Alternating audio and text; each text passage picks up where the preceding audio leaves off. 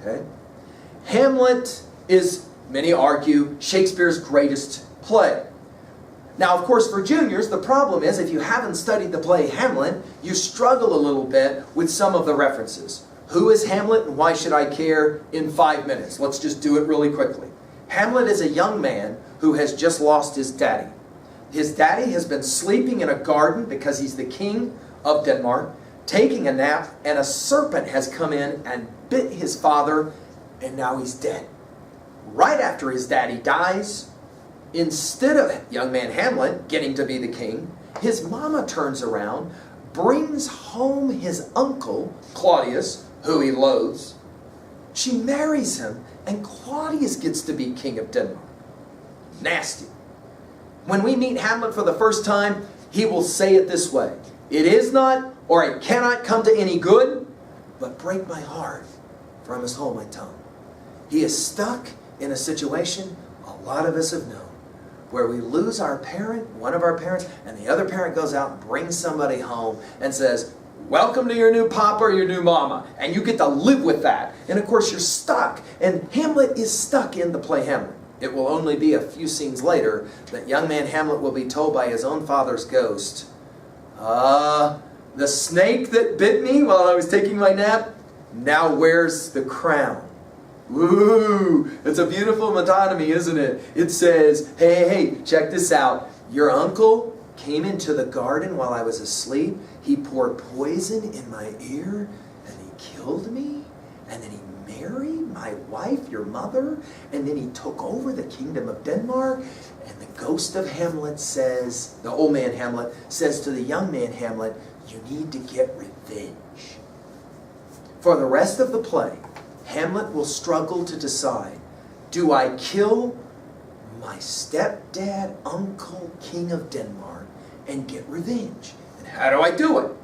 Hamlet himself will decide the best way to do it is to pretend like he's nuts. So he pretends on stage like he's crazy so he can get close to the king and kill him. Of course, an advantage of being crazy is you can use the insanity defense later if you have to kill him. But Hamlet has a girl. Her name is Ophelia. And Hamlet decides that he's going to treat Ophelia really bad. Ophelia has a father. His name is Polonius. And Polonius is the counselor to the king, Claudius, in the play. And Polonius is the old fart of the play. He's the idiot of the play. He's the fool of the play.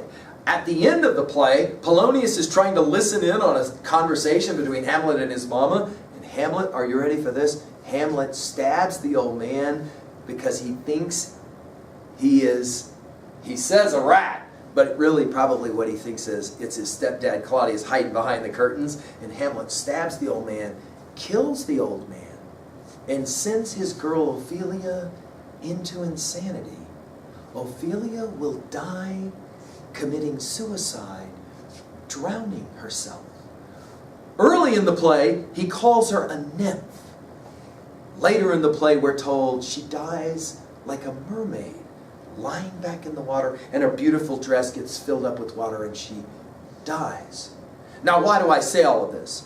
Because this poem is going to end with all kinds of references to Hamlet.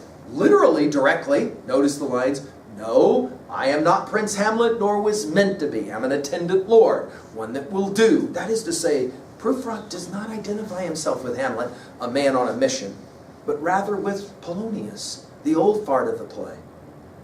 At the very end of the play, very end of the poem, and this will be a huge debating point for anybody that picks this poem up. Dude, what happens at the end of the poem when human voices wake us and we drown? Well, right before that, we hear something about what? Singing mermaids, who, by the way, Prufrock says won't sing for me.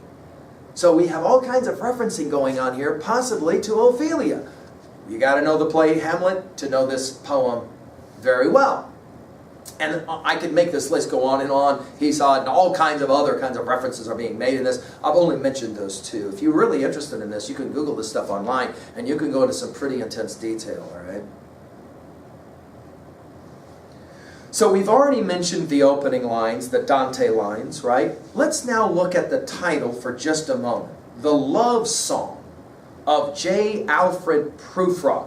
A whole lot has been done of research trying to figure out where the word Prufrock came from. Some have argued that it has something to do with the old St. Louis environment that Eliot grew up in. He himself was often unwilling to say anything about what's going on. I will come back. Thank you.